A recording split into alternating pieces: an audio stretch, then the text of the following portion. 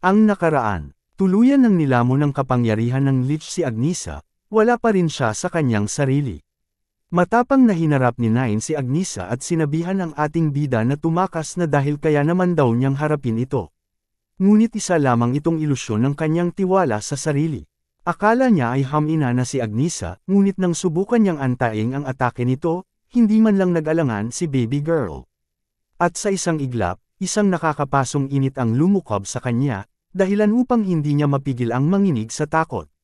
Halos hindi niya na alam kung saan siya tatakbo. Sa huling sandali, ginamit niya ang kanyang natatanging talento upang mabilis na makaiwas gamit ang backstep. Samantala, patuloy na tumatakbo sina Nagi at Mang. Sa kanilang gilid, isang anino ang mabilis na sumunod, si Nines, na tila isang dagang kumakaripas ng takbo pabalik. Hindi na nagtaka si Mang sa kanyang ginawa. Sa kanilang pagdating sa pampang, bigla silang napahinto. Sa kanilang harapan, isang hukbo ng mga zombie ang patungo sa kanilang direksyon. Dahil sa mabilis na pag-iisip ng ating bida, nakahanap sila ng paraan upang makatakas. Sa kanilang pagtakas, nakarating sila sa loob ng isang lumang kastilyo. Dito, nagpasya silang magpahinga sandali habang nagmamatsyag sa paligid. Sa kanilang paggalugad, natuklasan nila ang isang silid na puno ng mga nakaimbak na kagamitan. Sa unang tingin, tila isang pangkaraniwang imbakan lamang ito, ngunit laking gulat nila nang mapagtanto nilang isa pala itong pamilihan ng loot, mga kagamitan mula sa mga adventurer, at higit pa, mula sa mga taong nanggaling sa labas ng dungeon. Nagdesisyon ang grupo na tapusin ang halimaw na siyang nagdudulot ng kapahamakan. Hinala nila, ang biglaang paglitaw ng mga halimaw sa labas ng dungeon ay maaaring sanhi ng Lich na nagtatago sa loob ng kastilyo. Habang sila ay naghahanda para sa laban, ang kalaban naman ay hindi rin nagpapabe. Sa loob ng madilim na silid, nagtipon ng Lich at ang kanyang hukbo ng mga zombie. Itinaas niya ang kanyang kamay, at sa isang utos, sabay-sabay na sumugod ang mga ito patungo sa kinaroroonan ng ating bida. Ngunit hindi rin nagpahuli si Nagi. Nakaisip siya ng isang matalinong estratehiya, ginamit niya ang kanyang mga alaga mula sa loob ng kanyang bag at inarmasan ang mga ito ng mga palasong nakuha nila mula sa dungeon. Sa mabilis at organisadong pag-atake, naging malaking tulong ang kanyang mga alaga sa pagsugpo ng mga halimaw. Habang nasa kasagsagan ng laban, isang ideya ang sumagi sa isipan ni Nagi. Sa kanyang pananabik, buong kumpiyansa niyang sinabi, "Gagamitin natin ang estratehiyang ito hanggang sa loob mismo ng kastilyo." Ang pagpapatuloy. Nagbago ang tagpo, at makikita ang kanlurang syudad ng mga manlalakbay, ang Belem. Dito matatagpuan ang gusali ng Adventurers Guild, kung saan abala ang mga tao sa kani-kanilang gawain. Sa harapan, makikita ang mga babaeng inspector na masigasig na nagsusuri sa mga pumapasok at sa mga nais mag-apply upang maging manlalakbay. Makikita ang dalawang dalaga na nakaupo. Isa sa kanila ay si Petra, na nakasama ng ating bida, si Nagi, sa nakaraang dungeon raid. Kausap niya ang isang babaeng may pinaghalong berde at bughaw na buhok. Abala si Petra sa pagsusulat habang nakamasid ang kanyang kasama. Maya-maya, tinanong siya nito kung ano ang kanyang isinusulat kamakailan. Napansin kasi nito ang pagbabago sa kilos ni Petra, lalo na matapos niyang hindi sumunod sa pamantayan sa pagpasok sa dungeon rift. Hindi agad nakasagot si Petra at tila natataranta. Dagdag pa rito, nagbiro ang kanyang kasama, tinanong kung nagsusulat ba siya ng isang thesis o kung ano paman. Sa kaba ng kanyang boses, tumugon si Petra, "Wala lang ito. Isa lang itong katanungan para sa akin. Sinusubukan ko lang isalansan ang mga nasa isipan ko." Ang tsismosang babae ay nagtanong pa, na para bang hindi pa sapat ang naunang usapan. Sumagot si Petra, "Iniisip kong talaga bang kinakailangang magkaroon ng kakayahan sa pakikipaglaban upang maging isang manlalakbay?" May pang-aasar namang tumugon ang babae. "Sinasabi mo lang ang halata na. Siyempre, hindi ka maaaring maging isa kung wala kang talento sa pakikipaglaban. Kung hindi, bakit magiging desperado ang mga tao na magkaroon ng talento sa pakikipaglaban?" Dagdag pa niya habang nakapikit ang mga mata, tila may kasiguraduhan sa kanyang sinabi. Bigla niyang itinuro ang isang bagay na hindi kalayuan at may kumpiyansang sinabi, "Wala nang dapat ipaliwanag dito. Tignan mo na lang ang bagay na naroon. Makikita ang isang estatwa na libro, at sa harapan nito ay isang lalaki na nakamasid. Bigla siyang sumigaw, "Huwag kang magsinungaling." Halata sa kanyang tinig ang galit habang nakatutok ang tingin sa kaharap niya. Lumapit ang mga gwardiya sa lalaki at mahigpit na sinabi, "Ulitin mo iyon." Mariing sumagot ang lalaki, "Walang paraan na mayroon akong ganoong talento." Sa desperasyon, idinagdag niya, "Kailangan kong maging isang manlalakbay, ngunit tila hindi sumasang-ayon ang kapalaran sa akin." Makikita sa harapan niya ang isang mensahe mula sa mahiwagang bagay, isang malinaw na pahayag na hindi siya maaaring maging isang adventurer. Samantala, nakahalukip-kap na lamang ang babae, tahimik na pinagmamasdan ang pangyayari. Kita sa kanyang mukha ang dismaya habang sinusuri ang madalas na kapalaran ng mga kabataang pumupunta rito araw-araw. Napakababa ng tayensa na maging isang talentadong manlalakbay, bulong niya sa sarili, tila wala ng pag-asang baguhin ang katotohanan. Si Petre naman ay malayo ang tingin sa kanyang isipan, sinasambit niya na ang ating mga landas ay itinakda na mula pa sa simula. Maaaring gisingin ng lahat ang kanilang likas na talento, sa pamamagitan ng seremonya ng pagpapalit ng trabaho, na sinusuportahan ng asosasyon. Ito ay dahil sa pagkakabuo ng isang mahiwagang kasangkapan na sumusuri sa ether, sa loob ng katawan at ipinapakita ang talento, bilang teksto. Ang mga regulasyon tungkol sa mga adventurer ay naging mas matindi. Pero ang sinasabi ng iba na hindi ba mas mabuting malaman ng maaga ang iyong likas na talento at agad itong hasain. Aaminin ko, dati rin akong nag-iisip ng ganoon.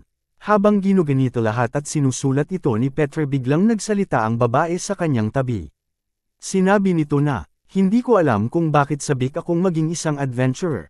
Kahit na may bukas na daan patungo sa biglaang kayamanan at mataas na katayuan sa lipunan, ito'y kasing delikado at mahirap pa rin." Sa aspetong iyon, sinabi ng babae, "Maswerte tayo dahil tayo ay mga kawani ng gobyerno na kumikita ng disenteng sahod, katulad ng isang adventurer, nang hindi kinakailangang gumawa ng mapanganib na trabaho." Tumawa siya habang nagsasabi nito, at si Petra ay may ngiting aso, na tila nasiyahan sa sitwasyon. "Mas madali mabuhay ng ganito, ibinigay sa atin," dagdag pa niya habang patuloy na ngumiti. Habang nakatingin sa paligid, tinuloy ni Petra ang pagsusulat sa kanyang isipan. Ang insidenteng iyon ay ibang-iba sa nangyari kay Nagi. Mayroon siyang isang malaking katanungan, tataak ba siya sa landas ng isang adventurer gamit ang ibinigay na talento? At tama bang ipasya ang mga pangarap at hinaharap ng isang individual? Bumalik ang eksena kung saan makikita ang mga halimaw na nagtatakbuhan, tinatamaan ng mga palasong pumapaimbabaw sa hangin. Sa gitna ng kaguluhan, makikita ang bagahe ni Nagi, na patuloy na kumikislap ng kahel na liwanag, tila may buhay ito. Tumatakbo ng mabilis sina Nagi, Mang, at Nines, ang kanilang mga hakbang ay puno ng determinasyon. Ngunit hindi nila inaasahan ang mga zombie na sumusubok silang pigilan, humahabol at hamarang sa kanilang daraanan. Habang tumatakbo, nagwika si Nagi, "Sinubukan ko gumamit ng marami, pero ang bawat isa sa kanila ay pangkaraniwang palaso lang. Ang mga halimaw ay mabubuhay at mabilis na hahabol sa atin." Habang patuloy na tumatakbo, si Nines ay nagsabi, "Kamusta na ang lahat?" "Wala akong makita." Tumugon naman si Mang, "Huwag ka mag-alala, si Nagi ay napakalupad. Narinig ko na siya ang nanguna sa Rift Dungeon, at hindi iyon isang pagbibiro." Nakiting si Mang na may pagkamangha kay Nagi, ang ating bida. Sa harapan, tumatakbo si Nagi ng mabilis, habang patuloy na tinatamaan ang mga zombie ng mga palaso. Pinagbigyan sila ng isang pahayag, "Malapit na tayo sa lugar ng boss. Ang totoong laban ay magsisimula na." Pagpasok nila sa loob, sumambulat sa kanila ang isang damakmak na mga halimaw, at sa kabila ng lahat ng kaguluhan, nakaupo sa trono ang boss, si Lich, na tila naghihintay ng kanilang pagdating. Ang tatlong Takmol ay nakasilip mula sa isang ligtas na posisyon, pinagmamasdan ng lugar ng boss.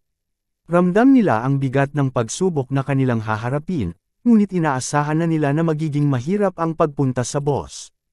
Nagsalita ang ating bida, si Nagi, at inihayag, "Huwag kayong mag-alala, may plano ako." Tumugon si Nines, "Ang Lich ay napakalakas. Kahit ang atake ng kanilang bise-kapitan ay nailigan niya sa isang iglap."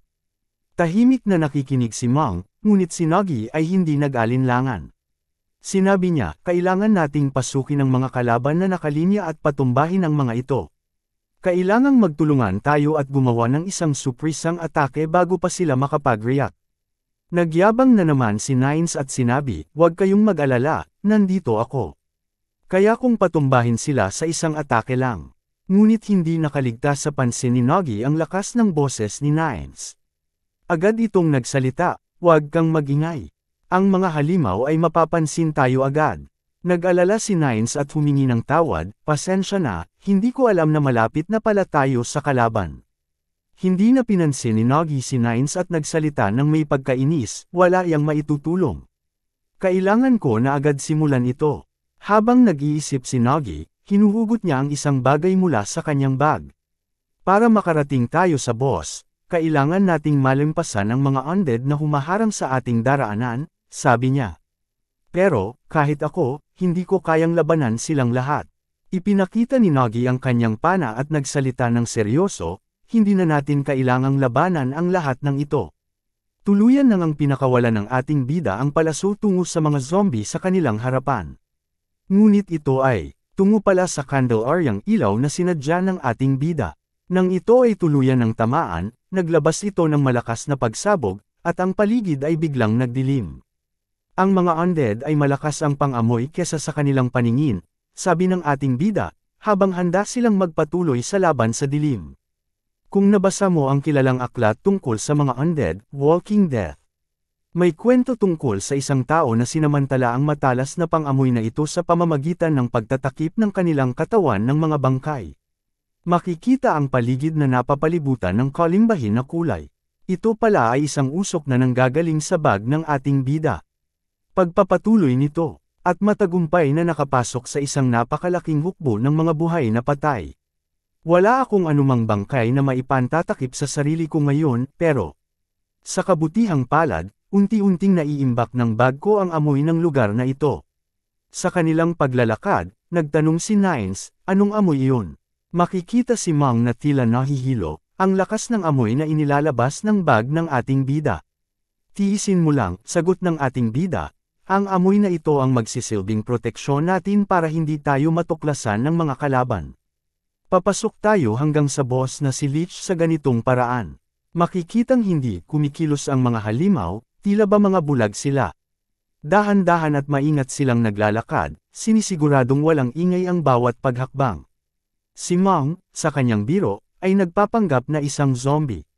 Nakayuko sila habang palihim na tinutungo ang kinalalagyan ng Lich.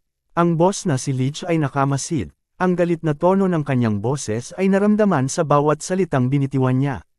Sinusubukan niyo kaming linlangin, mga daga kayo. Galit na tura nito habang nagngingit-ngit ang mga ngipin. Tinitigan sila nito ng may panglilisik ng mata, at dagdag pa nito, sa tingin ba ninyo, ang ganyang kalokohan ay gagana sa harapan ko. Biglang iniangat ni Lich ang kanyang daliri, at mula rito ay naglabas ng kahel na ilaw. Firehole. Sigaw niya, isang mahikang apoy na may napakalakas na liwanag. Ang ilaw na iyon ay mabilis na umakyat patungo sa taas ng kastilyo, nagsilbing liwanag na kumikislap at kumalat sa buong paligid, na parang araw na sumikat sa kalangitan. Ang mga halimaw ay naging alerto, habang si Lich ay nagtatanong, nasaan ang mga daga? Ang matalim niyang tingin ay naghanap sa paligid, ngunit biglang narinig niya ang isang sigaw, ngayon na. Napalingon si Lich sa pinagmulan ng boses, at sa kanyang pagkagulat, nakita niyang si Mott ay nagsimula ng atakihin ang sahig. Isang malakas na tunog ang bumangon, at nagbigay ng lamat sa matigas na lupa. Ito ay isang kakayahan ni Mott, ang barrier. Ang Lich ay nasa harapan natin, sinabi ng ating bida kay Nines, ang tensyon ay sumisingaw sa hangin. Ang tatlo ay nasa itaas ng bato na ginawa ni Mott, at pinuri ni Nines si Mott sa kanyang mabilis na aksyon. Nakangiti si Nines ng nakakaloko, handa ng sumugod, ngunit napansin ng ating bida na si Agnisa ay nasa kanilang ibaba, tila naghahanda rin sa kanilang gagawin. Guguluhin ko siya gamit ang tinapay, sinabi ng ating bida. Ang plano ay nagsimula ng magbuo sa kanyang isipan. Agad-agad, ibinato ni Nagi ang mga tinapay tungo sa kanyang baby girl. May isang pagkakataon lang tayo, sabi ng ating bida, ang kaba ay sumiksik sa kanyang dibdib. Nakuha ko na, tumugon si Nines, at mabilis na hinayla ang kanyang espada gamit ang dalawang kamay. Tumungo siya sa direksyon ng lich at sinabi, tatapusin ko ito sa isang atake lang, sa kanyang mukha ay nagsisilbing tanda ng isang napipintong labanan. Habang nasa itaas, nagulat si Lich sa naging aksyon ng grupo. Agad siyang naghanda upang tumakas gamit ang blink, ngunit mabilis siyang tinutulan ni Nines. Sa tingin mo, saan ka pupunta? Sigaw ni Nines habang isang malawak na hiwa mula sa kanyang espada patungo kay Lich. Gigil niyang idinagdag, hihiwain kita mula dyan sa iyong pwesto. Ngunit bago pa niya maabot si Lich, isang malakas na puwersa ang biglang sumulpot sa kanyang harapan. Isang mabagsik na atake ang nagpawala sa kanyang ulirat. Naguluhan siya at napatanong, ano yun? Si Agnisa pala, isang malakas na sipa ang tumama kay Kumag. Nagulat sina Nagi at Mang sa biglaang pangyayari. Binal-ika ni Nagi ang mga inihagis niyang tinapay na nakasalampak na sa sahig. Nagtaka ang ating bida dahil hindi kinuha ni Agnisa ang mga tinapay. Hindi makapaniwala ang ating bida, at habang pinagpapawisan siya, sinabi nito, si Agnisa, siya ay totoong kontrolado na ng demonyo na si Lich. Si Mang, na hindi pa rin tumitigil sa pagkain, ay nagbiro, tama ka dyan, hindi ko nga tinigilan kumain hanggang ngayon. Agad sinulyapan ni Nagi si Nines at sinabi, hindi pa huli, gawin mo ulit ito sa isa pang pagkakataon. Bigla, napasigaw si Nines sa sakit. Isang imahe ng isang babae, ang kaluluwa ng kanyang espada, ang lumitaw. Kabalyerong Nines, sabi ng babae, sinira mo ang zampa ng kabalyero, at dinungisan ang iyong dangal. Ikaw ay pinapatawan ko ng parusa. Kasunod nito, isang kadena ang lumabas mula sa kanyang mga braso. Naalala ni Nagi ang kanyang panunumpa sa espada, at nag-alala siya sa kalagayan ni Nines. Habang si Nines ay nagdurusa sa parusa, sinigawan nito ni Nagi, umilag ka. Mga halimaw, papalapit na. Si Mang ay agad na naghanda para iligtas si Nines, at nagpalabas ng isang batong bakod na nagpahinto agad sa mga halimaw. Ang mga halimaw ay patuloy na sinusubukang umakyat sa bakod. Masisilayan ang tatlo na nakadepensa, ngunit ang sitwasyon ay nagiging mahirap. Si Mang, na nagwika ng tapat, hindi ko kakayanin ang tagalan pa ang pader, kahit 5 minuto. Ang mga halimaw ay masyadong marami at malakas. Sinabi ni Mang na, ang aking ether ay hindi na sapat, paubos na ito. Pinagpapawisan siya, ang kakulangan ng enerhiya ay nagsisimulang magbigay ng takot sa kanyang isipan. Kailangan natin ng ibang plano, dagdag pa niya, ang kabigatan ng responsibilidad ay nararamdaman sa kanyang boses. Ang oras ay patuloy na tumatakbo, at ang pangangailangan para sa isang mas mabilis na solusyon ay nagiging mas matindi. Napasambit na lang ang ating bida ng ether. Bumalik ang tagpo kung saan nagsasalita nagbabae sa harap ni Petra tulad nito na, wala akong talento bilang isang adventurer, pero lagi namang may mga taong nangangarap na maging adventurer. Marahil sa pamamagitan ng masigasig na pagsasanay, maaari nilang makamit ang mga kakayahang maihahambing sa isang adventurer. Gayunpaman, ang mapagpasyang pagkakaiba sa pagitan ng mga hindi adventurer at adventurer ay ang ether. Tanging ang mga may talento na may kinalaman sa labanan lamang ang maaaring makaipon at maglinang ng ether sa loob ng kanilang katawan. Bagamat kayang talunin ng mga karaniwang tao ang mabababang antas ng mga halimaw sa piitan sa pamamagitan ng sapat na pagsasanay, kapag nakakaharap ng mga halimaw na may mataas na antas o ang hindi may iwasang ibos, sa isang piitan, imposibleng talunin sila ng walang ether. Ang ating bida ay kabado habang mahigpit na hawak ang kanyang bag, naghahanda sa isang laban na malapit ng maganap. Inatake niya ang Lich gamit ang mga palaso, ngunit tila ito'y walang epekto, parang tumama lang siya sa isang matibay na bato. Biglang tumayo sa harapan niya ang Lich, nakataas ang mga braso, at may pang-asar na tinig na nagsabing, paano ang isang tulad mo ay naging isang manlalakbay. Sa mga salitang iyon, tila isang higanti ang nakaharap sa ating bida, habang ang matalim na ngisi nito ay nagpapakita ng kasamaan. Isang malakas na pagsabog, ang naganap sa kanilang harapan na pinaghalong lila at limbahin na kulay. Si Nines ay tila nahihirapan pa din sa kanyang kalagayan. Nagwika si Nines na bibigyan ka namin ng kaunting oras, kaya kailangan mong tumakas. Sinabi ng ating bida na hindi niya kayang gawin iyon. Sa may determinadong boses sinabi ni Nines na ito ang aming tungkulin bilang manlalakbay. Ito ay aming responsibilidad, kami ay nabigo sa pagsakop kaya ikaw ay magmadaling tumakas. Narinig ng Lich ang kanilang pinag-uusapan. Habang nakangiti ng may madilim na ekspresyon sinabi nito na ang lakas ng loob mo. Akala nyo ba makakatakas kayo mula sa aking palasyo, kayong walang kwentang daga? Habang inilalabas nito ang kanyang lilang ilaw na kapangyarihan sa kanyang kanang kamay. Napamura na lang si Nines, ang mga lilang kapayarihan ang nagmistulang patusong at tumungo sa kanila. Nagsanhi ito ng napakalakas na pagsabog.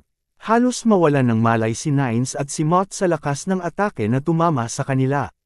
Dagdag pa na panunuyan ng boss na si Lich na hindi sila karapat-dapat sa pagpapasaya sa kanya. Wala kayong halaga kundi mga walang kwentang insekto, hindi ka karapat-dapat sa aking pansin. Makikita ang ating bida at si Agnisa na nagkatapat na. Habang ang nakakaasar na si Lich ay nagsasalita pa din sa background yabang nito na sana ay maging dahilan ako ng kasiyahan sa kahit anong paraan. Ang tanawin ng dating magkasamang magkakampi na nagkakapatayan ay laging kasiyahan sa aking paningin. Si Nagi ay nag-aalala sa kanilang sitwasyon habang nakaharap kay Agnesa. Ang mga mata ni baby girl ay wala pa din emosyon, tila isang zombie na sunod sa Niren pa din. Sa isang iglap biglang itong umatake tungo sa ating bida. Si Nagi ay nagulat sa mabilis na pagkilos ni Agnisa. Sa bilis nitong paggalaw na napapalibutan pa ng apoy, napanganga na lang ang ating bida. Nagbago ang tagpo, sa Adventurers Guild, makikita na si Petra ay nasa isang silid ng mga libro at nagbabasa. Inuusisang mabuti ang pahina na kanyang binabasa. Ang pamagat pala nito ang walang talentong tao na naging isang manlalakbay. Dumating ulit ang tsismosang babae, sinabi nito na nandito na tayo. Tinanong nito kung bakit ka sobrang nahuhumaling na pati mga libro ay tinitingnan mo na. Talento ng adventurer, at ether, sa tingin ko, nabigyan kita ng malinaw na paliwanag na hindi ka maaaring maging adventurer nang wala ang dalawang bagay na iyon, tama. Dagdag na tanong nito kay Petra. Sumang-ayon naman dito si Petra sinabi niya na dati, ganoon din ang iniisip ko. Pero kamakailan, may nakilala ako na nagbago ng aking isip. Habang masayang yakap ang libro. Ito pala si Russia, ang madaldal na kausap ni Petra. Tinanong siya nito kung ilang beses pumapasok sa dungeon ang isang tagapagdala sa bawat taon. Sumagot si Russia, sa tingin ko, mga 2 hanggang 3 beses sa isang linggo, kaya't hindi hihigit sa 100. Tama ka, tugon ni Petra. Ang pangkaraniwang tagabuhat ay hindi lumalagpas sa 150 beses. Pero sa ating talaan, ang taong ito ay may 300 pagsakop ng dungeon kada taon. Nagulat si Russia sa sinabi ni Petra at hindi makapaniwala. Tinanong pa nito, ang tao bang iyon, nagpapahinga pa? Kahit na siya ay isang porter na sama-sama sa pagsakop ng dungeon ng ganoon ka-agresibo, may 2 posibleng dahilan kung bakit ginagawa niya ito. Ang una, baliw na baliw siya sa pera, o isa siyang baliw na ayaw sa isang dungeon. Bumalik ang tagpo kung saan ang ating bida ay matagumpay na naharang ang atake ni Agnisa na may madilim na ekspresyon. Makikita ang atake nito ay naglalabas ng apoy mula sa kanyang sandata. Ngunit sa kanyang pagharang ang espada ni Nagi ay nagbibitak sa lakas ng atake na ni Agnesa tinutunaw lang ang kanyang sandata. Sa pagwasiwas ng dalawa si tuluyan nang naputol ang kanyang espada. Hindi man lang tumagal ng isang galaw sa harapan ng kalaban sambit ng ating bida sa sarili. Ang ating bida, si Nagi, ay natulala sa pagkasira ng kanyang espada. Matapos ang ilang sandali ng pagkabigla, mabilis siyang kumuha ng isa pang sandata mula sa kanyang bagahe. Habang tinitingnan ang bagong espada, sinabi niya sa sarili, napakalayo ng agwat ng lebel ng ating mga sandata. Walang takot, umatake muli si Agnesa mula sa kanan, ngunit hindi nagdalawang isip si Nagi.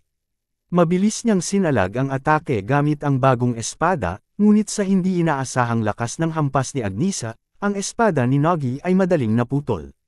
Sa kabila ng pagkatalo, hindi siya nagpatinag.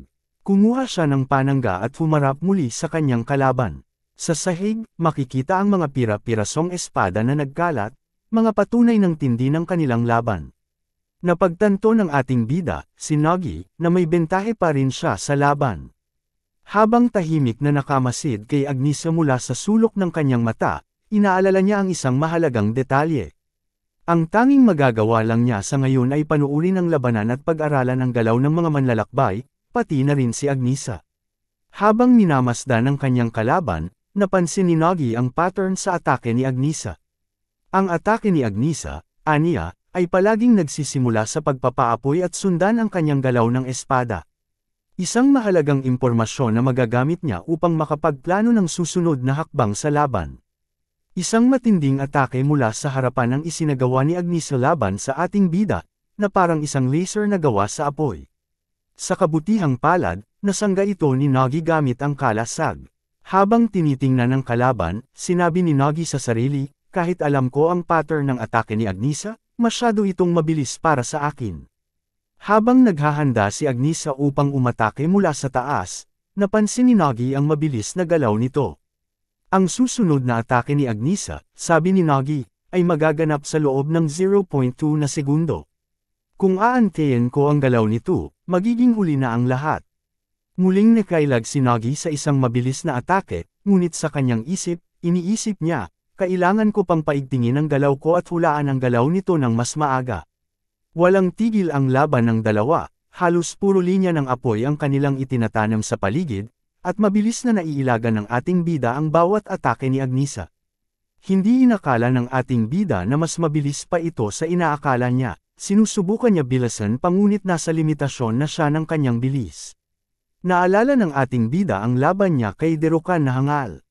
Nagpapasalamat siya sa pagkakataong iyon, kung saan tinanggap niya ang isang malupit na suntok mula sa kalaban. Dahil dito, natutunan niyang makisabay sa bilis ng mga mithril na rango.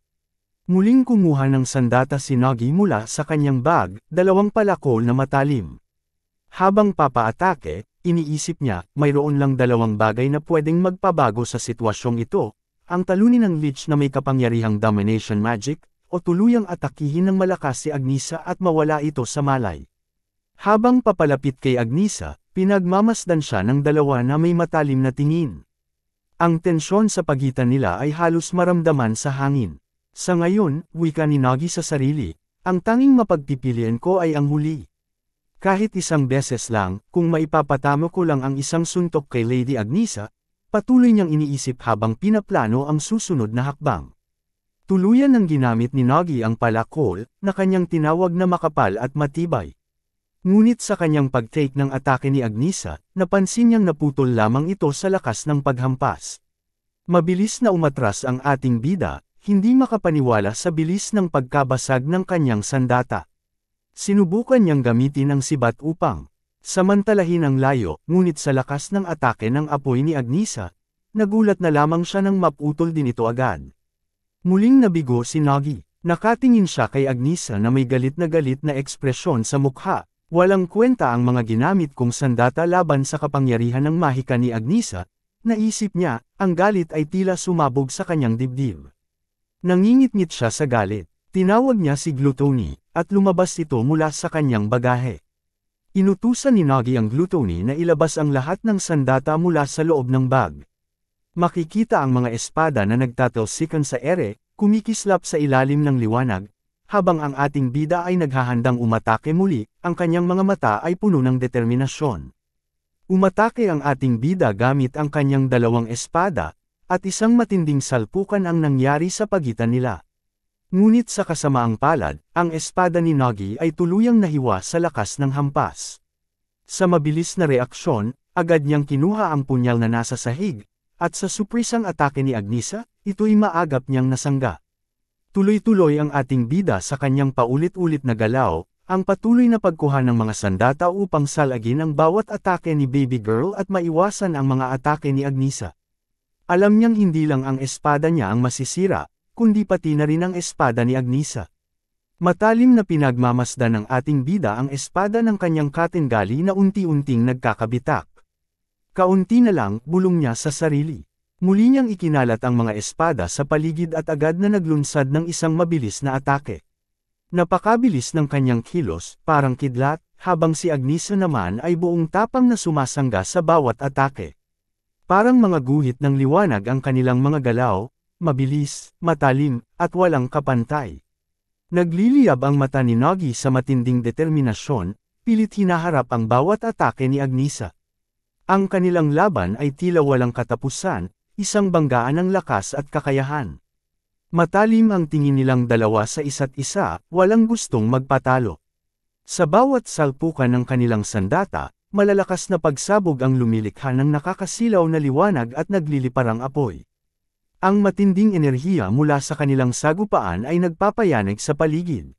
Sa isang iglap, naghanda si Agnisa para sa isang matinding atake. Hawak ang espada gamit ang dalawang kamay, unti-unting pumulibot ang nag-aapoy na enerhiya sa kanyang katawan. At sa isang sandali, pinakawalan niya ang kanyang pinakamalakas na kakayahan, Blooming Flower Blossoms. Isang napakalakas na pagsabog ang yumanig sa paligid. Bagaman nakaligtas ang ating bida, napalibutan siya ng naglalagablab na apoy. Dugo ang damaloy mula sa kanyang bibig, ramdam niya ang matinding pagod at sakit sa buong katawan. Naabot ko na ang aking limitasyon, bulong niya sa sarili. Ngunit sa kabila ng lahat, alam niyang kailangan niyang sirain ang espada ni Agnisa, iyon lang ang tanging paraan upang baliktarin ang laban. Ngunit bago pa siya makakilos, isang biglaang pagsugod ang ginawa ni baby girl. Hindi ito inaasahan ni Nagi. Pilit niyang sinusubukang umilag, ngunit isang malamig na pakiramdam ang gumapang sa kanyang katawan, hindi niya ito may galaw. At sa isang iglap, tumama ang malakas na sipa ni Agnisa sa kanyang mukha. Tumilapon siya paitaas, halos mawalan ng malay mula sa tindi ng atake. Ramdam niya ang matinding kirot, napahinga siya ng malalim sa atake ni Agnisa. Habang ang leech ay masaya sa mga kaganapan, nakangisi ito labas ang ngipin at gilagid. Sinabi nito na kawili-wili, isa itong hindi inaasahang aliw. Ang mga adventurer na pumupunta rito ay pawang walang halaga. Taglay mo ang mga katangiang nararapat sa aking piitan.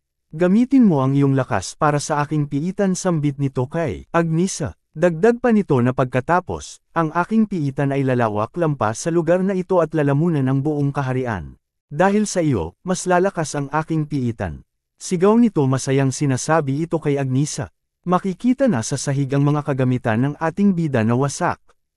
Habang nakaluhod sa harap at parang walang malay, Damil at si Nagi habang duguan at ito ay nagwika na ang mga halimaw ay nagaasam na tumakas sa piitan para sakupin ang labas ng mundo ay talagang mapanganib. Dagdag pa ng ating bida na hindi niya hahayaang makatakas ang mga ito, ang lahat ng halimaw ay dapat mamatay sa loob ng dungeon. Sa sandaling iyon, lumabas si Gluttony mula sa kanyang bag. Agad siyang tinanong ni Nagi, ano pa ang natitirang sandata sa loob ng bagahe? Tumugon si Gluttony, mayroon pang natitira, isa na lang. Agad hinayla ito ni Nagi mula sa kanyang bag. Mahigpit niyang hinawakan ang huling sandatang natitira sa kanya. Isang pagkakataon na lang ang meron ako. Ano ang dapat kong gawin? Mayroon pa bang ibang paraan? Bulong niya sa sarili habang pinipilit niyang tumayo. Napapikit ang ating bida habang kinukuha niya ang espada mula sa kanyang bag. Sa matinding krisis na ito, panandaliang nawalan ng malay si Nagi. At sa panaginip na iyon, naalala niya kung bakit siya labis na nahumaling sa pagsupil ng mga piitan at kung bakit siya desperadong nagtrabaho bilang isang porter. Ang araw na ang dungeon ay nasira. Pinagmamasdan ng ting bida ang hindi mabilang na mga halimaw at nag-aapoy na nayon. Hindi makapaniwala sa nasasaksihan, siya ay nangako na sisirain niya ang lahat ng mga dungeon. May nagsalita na lalaki na hindi mo makukuha ang ganoong bagay sa pagiging isang tagabuhat lang. Di ba gusto mo maging adventurer? Hindi mo magagawa kaya sumuko ka na lang, may malamig na tono ang misteryosong lalaki. Pero sa tingin niya hindi marunong sumuko ang ating bida agad-agad. Dagdag pa nito na ang kanyang pagkakaalam na walang paraan para maging manlalakbay ang isang taong walang talento. Itinaas ng lalaki ang kanyang daliri at nagwika ng meron siyang isang bagay na alam. Ang mga adventurer ay mga nilalang na lumalaban sa mga halimaw. Kaya, kung magiging isang nilalang ako na kayang talunin ang mga adventurer, maaari akong maging isang adventurer. Hindi ito magiging madali, hindi tiyak na magiging mahirap ito. Kahit magsanay ako buong buhay ko, maaaring mahirap pa rin.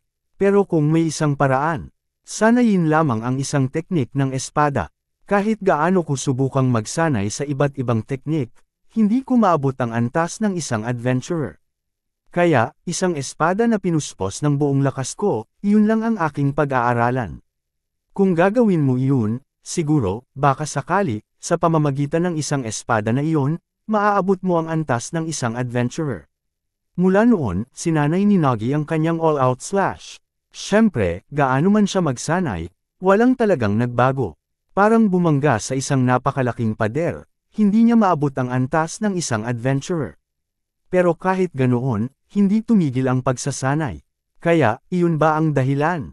Bumalik sa kasalukuyan. Makikitang bumalik na sa ulirat ang ating bida. Kahit sa malabong kamalayan, isinasagawa ng kanyang katawan ang nakaukit na galaw. Nagsisimula siya sa pagsuksok ng espada sa kaluban. Makikitang nakapwesto na ang ating bida. At sumigaw ang boss na si Lich na sobrang lakas magbunyi. Ipagkakaluwag ko sa iyo ang isang immortal na katawan kapalit ng iyong mahinang laman. Tumalon si Agnisa sa harap ng ating bida para magsagawa ng malakas na atake.